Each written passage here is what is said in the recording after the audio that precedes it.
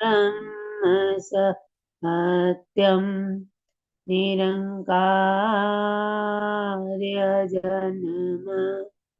अद्वैतपुरखा सर्वव्यापक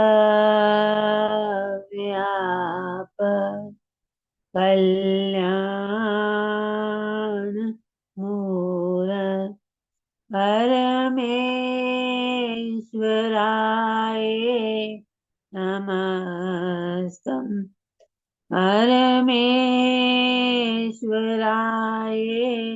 नमस्तम् परमेश्वराय नमस्तम् ॐ ब्रह्म सत्यं सर्वधा। सर्वं ओम ब्रह्म सत्यम सर्वधा। सदगुरुदेव महात्मा मंगत राम जी महाराज, हमारे परमेश्वर,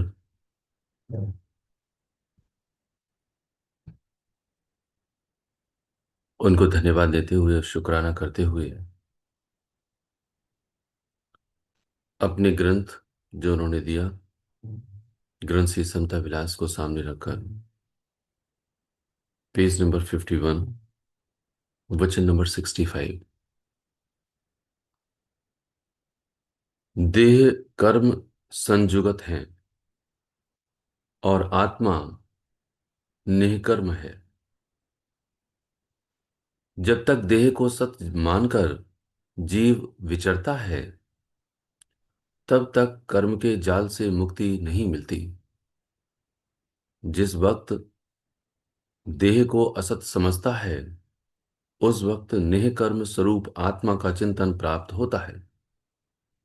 आत्मा के चिंतन करने से उसी में लीन हो जाता है। आत्मा के चिंतन करने से उसी में लीन हो जाता है, फिर भ्रम चक्र में नहीं आता। यह ही हालत समता आनंद की है।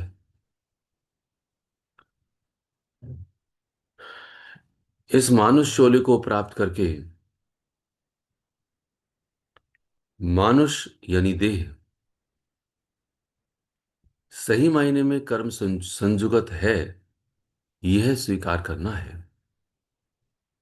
लेकिन वह आत्म तत्व, वह आत्मा निष्कर्म है, यानी कि कई कर्मों को करते हुए भी वह किसी कर्म को नहीं करती, यानी अकर्ता ही बनी हुई है।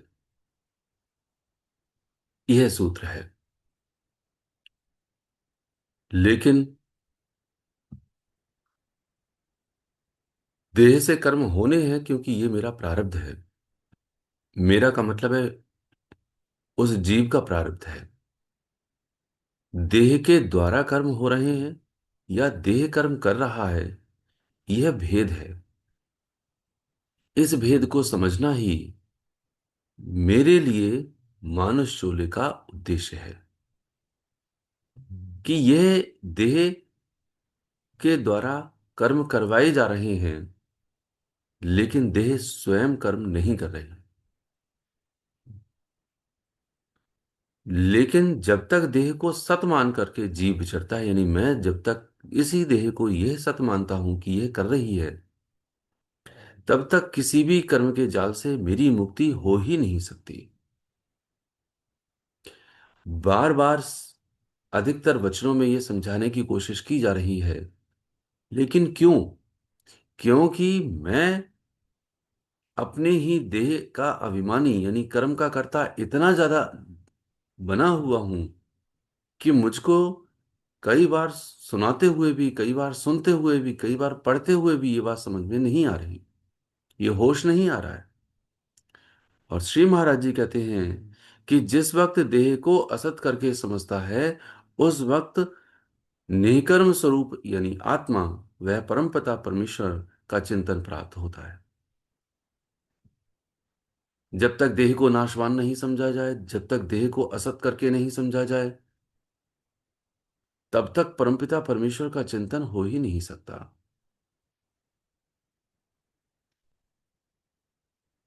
हम ये सोचते हैं इस बात के लिए कि हमारी देह बनी रहे, हमारी देह के भोग बने रहें, हमारे देह से संबंधी जो भी नाते रिश्ते हैं वह भी बने रहें, और परमपिता परमेश्वर की याद भी बनी रहे। ये जो याद है, वह याद कैसे बन सकती है? जिसको कहते हैं प्रचुर मात्रा में, अगाध मात्रा में, अनन्य भाव से, केवल ईश्वर की सत्ता में हम विलीन हो जाएं। न जाने कितने जन्मों से हमने देह प्राप्त की हैं, लेकिन वो देह ये नहीं बल्कि दूसरी होंगी। उनका आज अवलोकन करने का मौका मिला है। हमको समझ में नहीं आता कि कितने कष्टों के पश्चात आज जो स्थिति प्राप्त हुई है, पूर्ण गुरु प्राप्त हुआ है, संगत प्राप्त हुई है, शास्त्र प्राप्त हुए हैं, मैं मनन क्यों ना करूं? मुझे मनन करने की क्यों नहीं आदत है? और फिर मैं इसी देह को सत मान करके जीवन व्यतीत करता रहता हूं।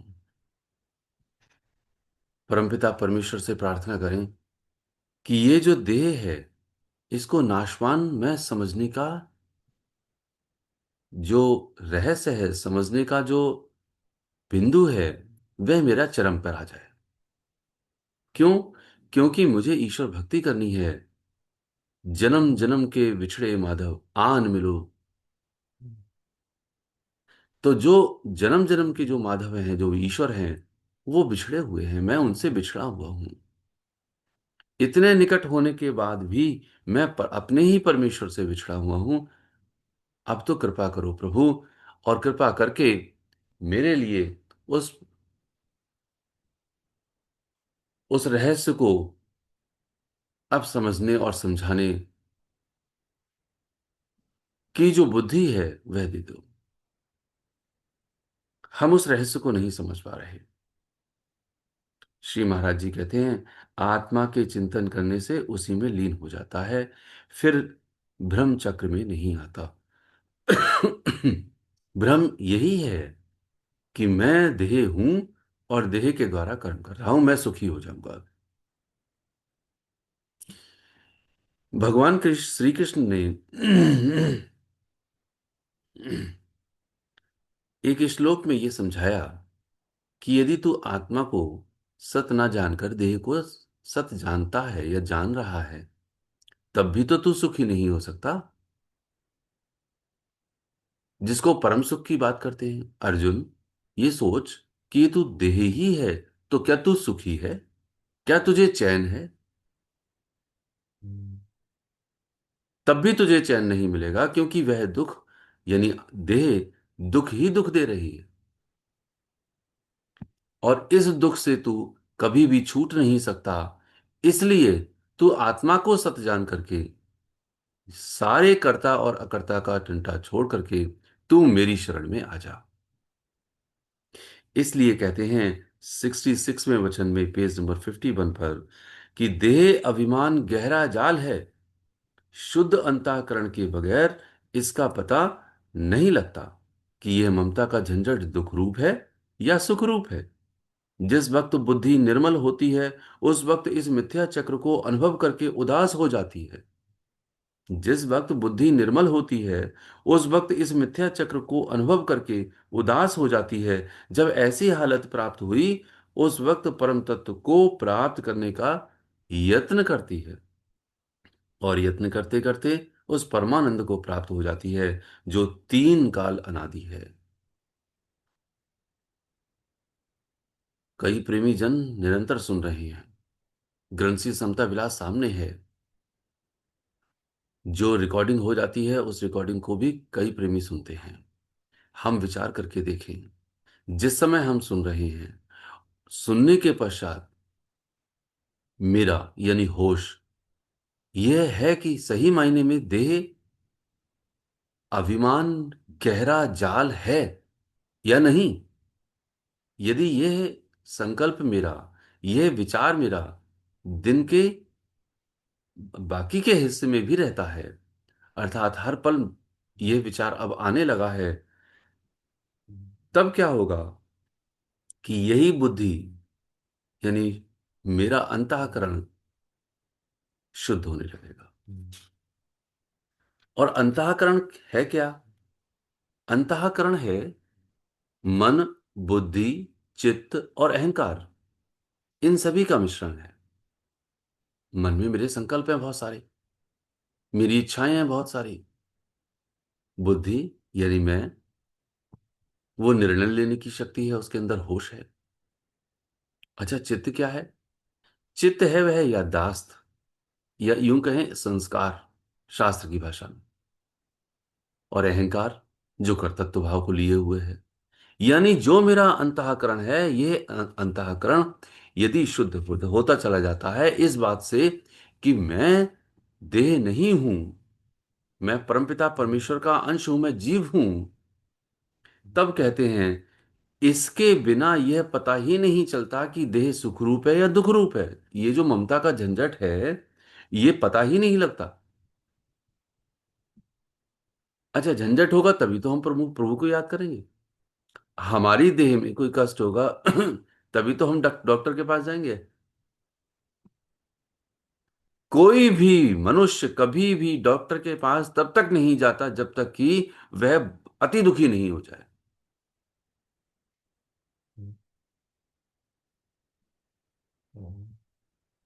वह अपने ही काम काज में, अपनी ही दुनिया में मस्त रहता है। ऐसे ही हम अपनी ही दुनिया में मस्त रहना चाहते हैं, अपने पति में, अपनी पत्नी में, अपने बच्चों में, अपने सुख वैभव में, अपने मान में, अपनी मर्यादा में।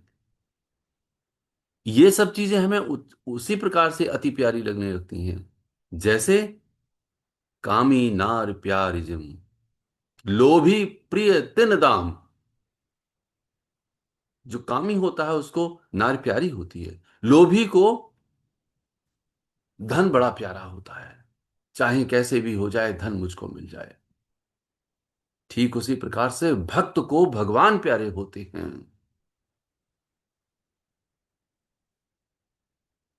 ये सूत्र दिया है।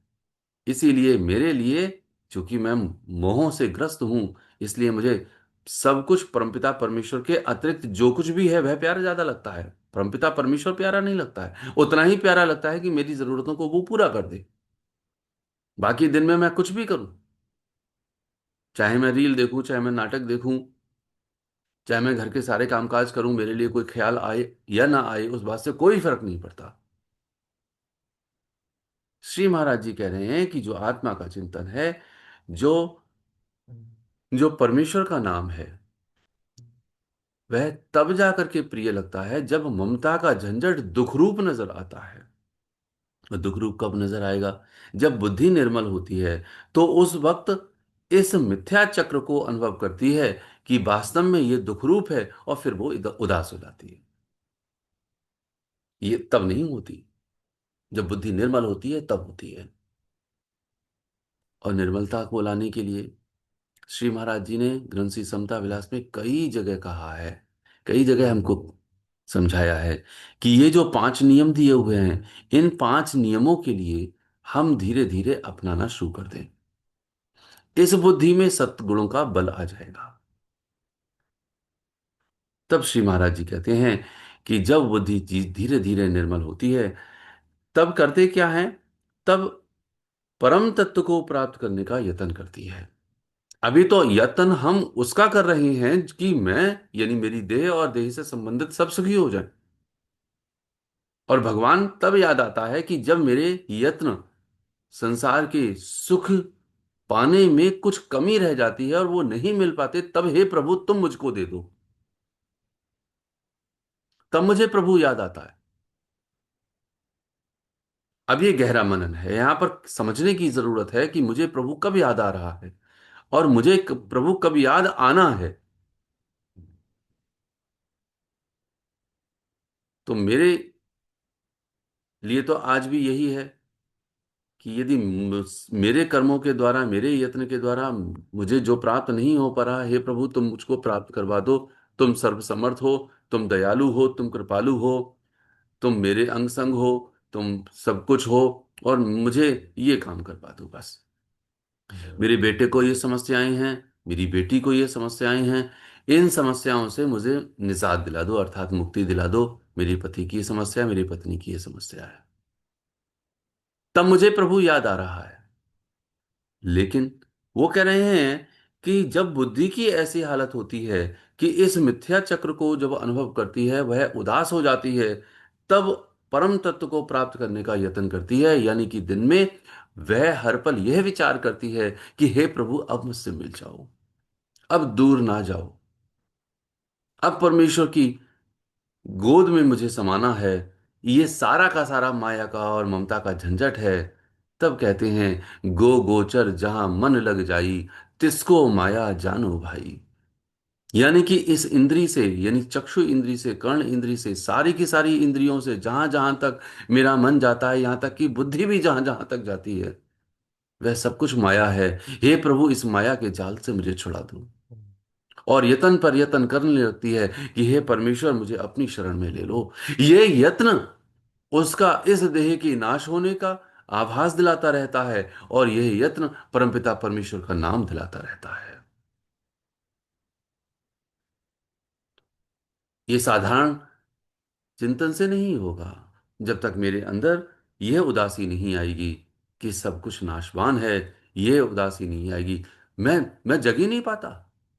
मैं दिन में भी सो रहा हूं। या निशा सर्वभूतानाम। क्योंकि वह वह भक्त तो रात्रि में भी जगता है, और जो भक्त नहीं होता वह दिन में भी सोता है। ये बड़ा रहस्य है। इसलिए कहते हैं श्री महाराज जी, 52वें पेज पर, 52 पेज पर, जो 67वां वचन है कि अंतःकरण की शुद्धि अधिक जरूरी है। फिर जोर दिया कि अंतःकरण की शुद्धि अधिक जरूरी है। इस वास्ते सत्कर्मों का धारण करना परम साधन है। सादगी, सत्य, सेवा, सत्संग, सत्सिमरण आदि महागुणों को धारण करने से दुर्मत का अभाव होता है और आत्मनिश्चय को प्राप्त हो जाता है। ये 5 नियम हैं। श्री महाराज जी कहते हैं, आत्मनिश्चय ही भक्ति का स्वरूप है। आत्मनिश्चय ही असली ज्ञान है। आत्मनिश्चय ही असली कल्याण के देने वाला है। इसलिए इसलिए हर घड़ी, हर लम्हा सत्स्वरूप आत्मा का विचार करना और साधन करना ही असली योग है। श्री महाराज जी हमको कह रहे हैं कि ये असली योग क्या है। ये असली योग है जो हमें परमपिता परमेश्वर तक मिलाता है। और ये जो श्लोक है, भगवान श्री कृष्ण ने बहुत पहले हम सबको दिया कि समता का वो योग है ये, जिस योग को श्री महाराज जी ने वर्तमान काल में 2 ग्रंथों के माध्यम से हम सभी को दिया। ये दूसरे अध्याय का 48वां श्लोक है।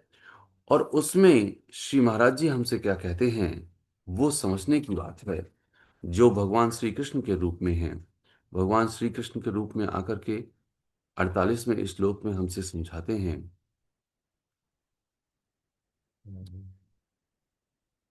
योगस्था कुरु कर्माणि संगत्वा क्वत्वा धनंजय सिद्ध्या सिद्ध्यो समा भूत्वा समत्वम योग उच्यते। हे धनंजय, आसक्ति को त्याग करके सिद्धि और असिद्धि में समान बुद्धि वाला।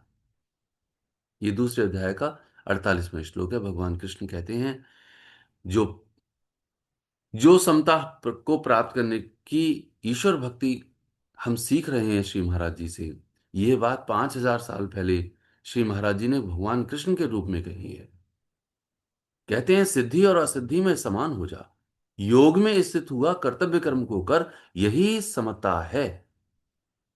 योग में स्थित हुआ समस्त कर्तव्य कर्म को कर, यह समता है, यही योग है। और जिस योग के लिए श्री महाराज जी क्या कहते हैं कि आत्मा का विचार करना और साधन करना ही असली योग है। क्योंकि आत्मा का तू निश्चय करेगा, वह सही मायने में कल्याण को देने वाली है। आत्मा का निश्चय करेगा वही सही मायने में तेरा सर्वोच्च ज्ञान है। इसलिए हर घड़ी हर लम्हा सत्स्वरूप का विचार करना है। और इसके लिए क्या जरूरी है? इसके लिए बहुत ज्यादा जरूरी है, जिसको सबसे पहली लाइन में कहा, अंतःकरण की शुद्धि अधिक जरूरी है। मेरी अंतःकरण की शुद्धि नहीं है बल्कि अशुद्धि है। इसीलिए मैं पूरे दिन में परमपिता परमेश्वर को यत्न करके, आत्मनिश्चय करके, पूर्ण ज्ञान करके याद नहीं कर रहा, उनका मनन नहीं कर रहा, बल्कि संसार का मनन कर रहा हूं, संसार में ही विचरण कर रहा हूं। अरे अब तो बहुत देर हो गई। अब तो प्रभु अपनी शरण में ले लो। पता नहीं किस किस जन्मों में, पता नहीं क्या क्या बना हूं मैं। मेरा अंतःकरण आज भी इतनी शरण को गुरु की प्राप्त करते हुए भी शुद्ध नहीं हुआ। अब केवल आप ही शुद्ध कर सकते हो, करवा सकते हो। अब हम पर कृपा करो। तो धीरे धीरे अपनी तरफ से हमने कोशिश करनी है कि सादगी को धारण करें, दूसरों की सेवा करें, सत्संग में बैठें।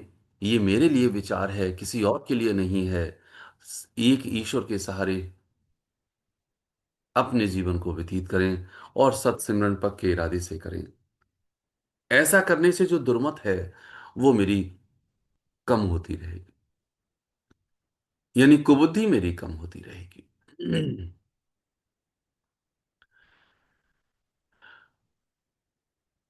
वह परमेश्वर तीन काल मेरे अंग संग है, लेकिन क्या यह एहसास है? फिर विचार करें। वह परमेश्वर तीन काल मुझे मुझे पुकार रहा है कि सतगुरु तो अंतर रमे पल पल करें पुकार। क्या ये याद है? क्या यह आभास है? प्रभु हमें पुकार रहे हैं और हम उनकी पुकार को सुन भी नहीं पा रहे। इससे बड़ी हमारी हमारी धूर्तता क्या होगी? ये तो वाणी आ रही है और हम उनकी आवाज को अनसुना करते हुए हम अपने इसी संसार में लवलीन रहते हैं। इसलिए श्री महाराज जी कहते हैं, हर घड़ी हर लम्हा सत स्वरूप आत्मा का विचार करना, यही साधना करनी है। यही अपने मन को साधना है। यही योग है। समस्त कर्तव्य कर्मों को करते हुए कहते हैं ना कि योगस्था कर्माणि कुरु। योग में स्थित होकर के परमपिता परमेश्वर का चिंतन भूले नहीं। कैसे नहीं भूले? कि एक व्यक्ति जो है राजा जनक के पास आता है, कहता है हमें ज्ञान दो। वो कहते हैं कि अभी हम अपने राज्य के कार्य में जरा व्यस्त हैं, तो आप तब तक हमारे महल को देख आओ और ये सैनिक आपको लेकर के जाएगा और सारे महल को दिखा देगा। वो कहते हैं ठीक है। बोले लेकिन लेकिन ये है कि हम आपको एक दीपक दे रहे हैं, उस दीपक को अपने ये हाथ में रख लो, ये बुझने ना पाए, ये ध्यान रखना। और दूसरा एक भय है, एक एक शर्त है। क्या? कि ठीक पीछे आपके एक सैनिक दूसरा खड़ा हुआ है, एक आगे खड़ा हुआ दिखाने के लिए, एक पीछे खड़ा हुआ है जो तलवार लिए हुए है कि अगर आपकी दीपक की लौ बुझ गई तो आपके सर को कलम कर दिया जाएगा, सर को तन से जुदा कर दिया जाएगा। और इतना कहकर के वो अपने कार्य में लीन हो गए। उनकी बात ही नहीं सुनी और वो इधर हो गए। वो उस व्यक्ति जो आगे सैनिक खड़ा हुआ था उससे कहता है कि देखो ये गुब्बारा है, ये चौबारा है, ये नक्काशी है, इसका कितना अच्छा रंग है, इस रंग से और दूसरा रंग बेहतर नहीं बन सकता था। इस तरह से सारे के सारे चौबारे दिखा दिए, सारे रंग रंगीन दिखा दी। जब वो लौट करके आया तो राजा जनक ने पूछा, देखा है? बोले क्या देखा है? आपने पीछे एक सैनिक लगा रखा था। हमारी हमारी दृष्टि तो लौ पर रही, चलते रहे उस सैनिक के साथ। ठीक उसी तरीके से हमारी दृष्टि आत्म तत्व पर रहनी है। चलते रहें हम अपने कर्तव्य कर्मों के साथ बस। अपने कर्तव्य कर्मों को कभी भी ना भूलें।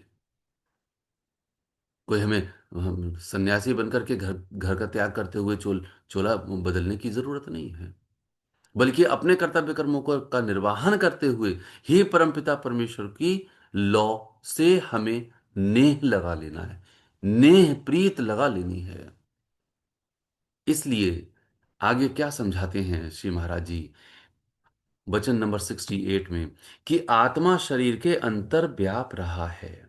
आत्मा शरीर के अंतर व्याप रहा है, मगर शरीर के विकारों से बिल्कुल न्यारा है।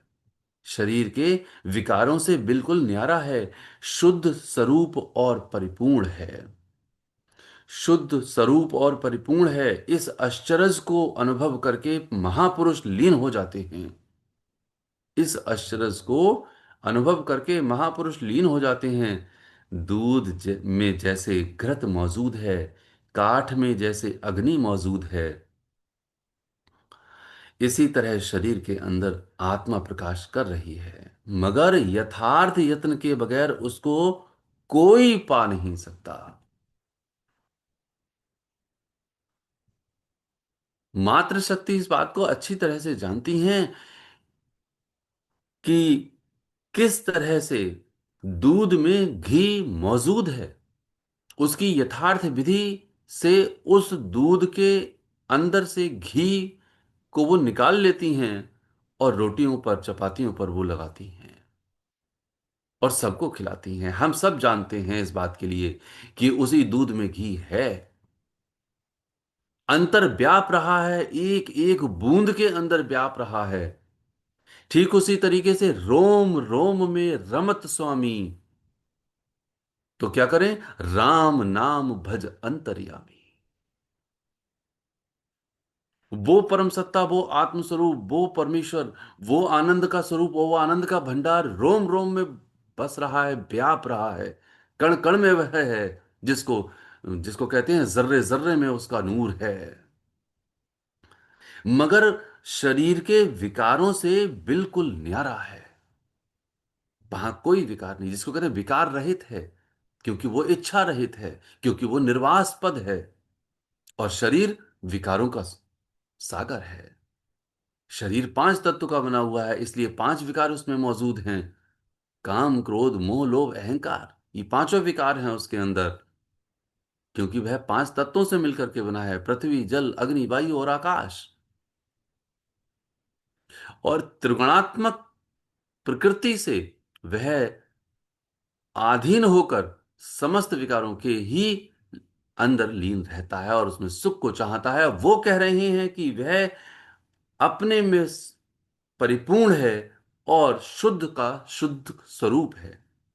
शुद्ध कहते हैं जहां कोई मलिनता ही नहीं है, जहां कोई विकार नहीं है।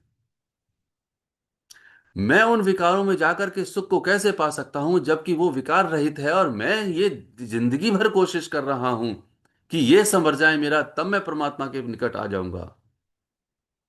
तेरा वो कभी संभलेगा ही नहीं, क्योंकि ये त्रिगुणात्मक प्रकृति है और वो निर्गुण अवस्था है। इसलिए श्री महाराज जी कहते हैं कि महापुरुषों ने इस अश्चरज को अनुभव किया और अपने परम तत्व में लीन हो गए। हमको भी ये दिखला गए और बतला गए कि जिस तरीके से काठ में अग्नि है, एक एक कण में है, दूध में घी मौजूद है, और तू सो रहा है। वाह तेरी किस्मत! तू रात्रि में तो सोता ही है, तू दिन में भी सोता है। और दिन में कैसे सोना हुआ? दिन में इसी संसार में लीन रह करके आत्म तत्व से जुदा होकर के तू सो रहा है। एक वो सोना सोना हुआ कि रात्रि में सो गए, और एक वो सोना हुआ कि हम दिन में अपनी आंख को खोले हुए हैं, अपनी बुद्धि को खोले हुए हैं, लेकिन फिर भी इस संसार की जो चकाचौंध है, जो संसार की माया है, हम उसमें लीन होकर के सो रहे हैं। तो मुझसे ज्यादा दुर्बुद्धि किसकी होगी? इसलिए श्री महाराज जी कहते हैं, मगर यथार्थ यत्न के बगैर उसको कोई पा नहीं सकता। कोई नहीं पा सकता उसको। दूध को कितना भी लेकर के बैठे रहे हैं आप और हम, अग्नि, वो जो काठ है उसको कितना भी लेकर के बैठे रहे हैं हम और आप, लेकिन यथार्थ विधि के बगैर कभी भी आठ काठ से अग्नि नहीं प्रज्वलित हो सकती। और इस दूध से कभी भी घी प्राप्त नहीं हो सकता। तो हमको क्या करना है? हमको करना क्या है? यथार्थ यत्न करना है, जिसके आधार पर परमपिता परमेश्वर, जो कहते नहीं, सबसे सबसे पहली लाइन में, आत्मा शरीर के अंतर व्याप रहा है। महाराज जी कहां ले जाना चाह रहे हैं? जिस शरीर के भोगों में, जिन शरीर के विकारों में, इस त्रिगुणात्मक सृष्टि में मैं लीन हूं, वहीं इसी शरीर के रोम रोम में आत्म तत्व व्याप रहा है, कण कण में, रोम रोम में। और वही आत्म तत्व मुझसे पुकार करके कह रहा है कि तू मेरी आज्ञाओं का पालन कर और अपनी घट के पाठ को उघाड़ ले। रोम रोम से आवाज आ रही है और मैं अनसुना कर रहा हूं। मेरी इतनी दुर्बुद्धि है, मैं इसी संसार में लीन हूं। इसलिए परमपिता परमेश्वर से, उनके चरणार बिंदु में, उनसे आदर भाव से ऐसी पुकार करें कि हे प्रभु, हे परमेश्वर, हम पर बड़ी कृपा करो। हमारी बुद्धि बड़ी विकारों में है, मैं अति विकारी नित हूं देवा। इस प्रकार से जब निवेदन करेंगे उनके चरणों में, वो कृपा सिंधु भगवान हैं, वो कृपा के सागर हैं, वो बड़े दयालु हैं, वो सबसे पहले इसी की दया कर रहे हैं। इसीलिए हम सभी अपने ग्रंथ को पढ़ रहे हैं, सुन रहे हैं, समझ रहे हैं और गहराइयों में जाने की कोशिश कर रहे हैं। प्रभु हम सब पे कृपा करें। ओम ब्रह्म सत्यम सर्वदा।